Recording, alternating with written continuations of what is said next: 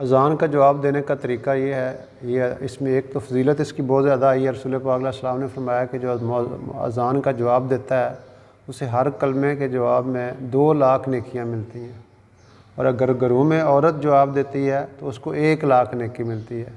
یہ کل 15 کلمات ہیں، تو گویا کہ 30 لاکھ نیکیاں مل جاتی ہیں۔ تو اس کا طریقہ اذان کا جواب دینے کا یہ ہے کہ مؤذن جو کلمات کہتا ہے وہ رپیٹ کیے جائیں۔ اللہ اکبر اس نے کہا، ہم بھی اللہ اکبر کہیں۔